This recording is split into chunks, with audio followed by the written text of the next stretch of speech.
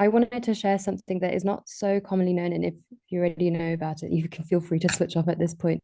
But it's something that I studied for my master's thesis, and I didn't know about until I did my master's either. But it's the concept of an energy community, which is quite popular in these days in Europe and in the UK.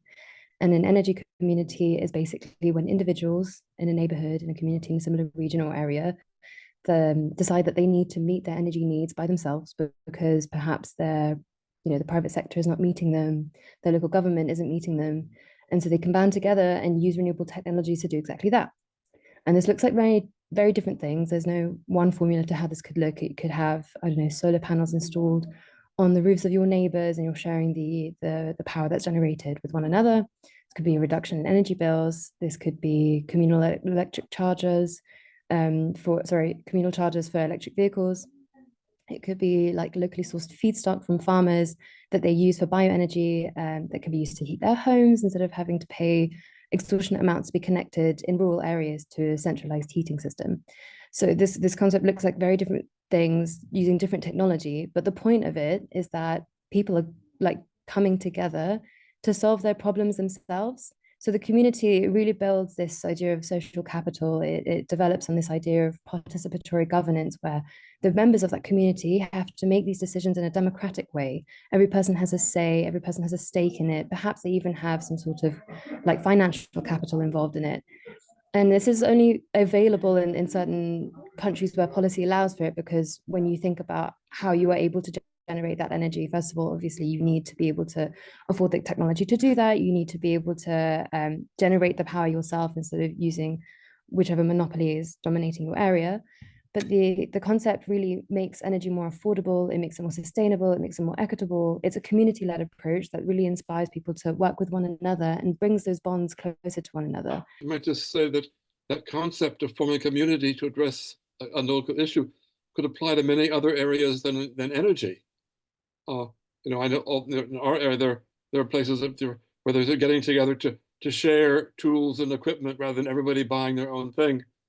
And there are a number of ways in which community people can cooperate and address their needs. So I think that's a wonderful idea, but we can certainly see that happening in many other issues besides the energy issue itself. So worth exploring in the future. Thank you. This idea of that people are joining together in their like local communities, like we've established, is becoming much more prevalent. Like people are deciding that they want to address their needs, address their problems themselves, where they're feeling maybe a system is failing them. And I think that actually these systems, these governments are starting to realize more and more that these cooperation and collaborations are needed in order to achieve, um, let's say, a transformation towards more sustainable, more just practices.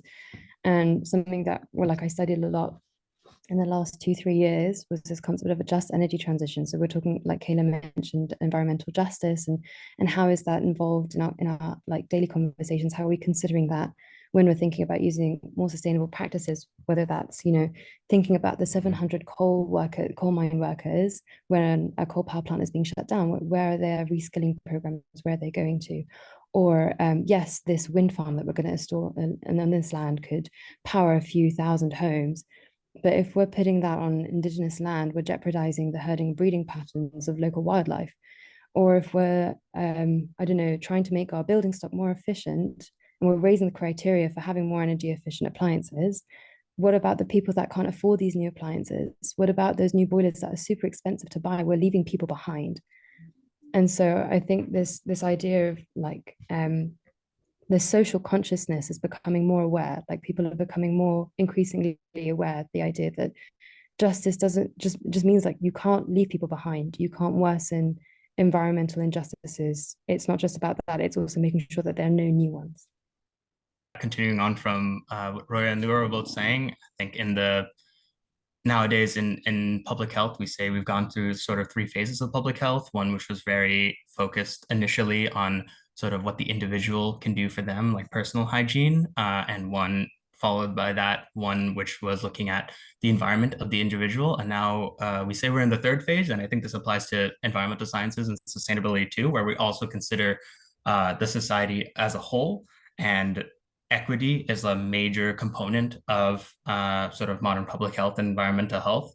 And I think that that transition although it's come slowly, is one of the few benefits that have come out of the climate crisis. Is that there has been this realization that the world needs to be more just before we can take radical solutions to combat very complex issues. It is important that we have an equitable framework to begin with in order to move forward and, like Roya says, not leave anyone behind. So I think just to say in multiple fields, that is like becoming a huge focus, and I think it's really great to see.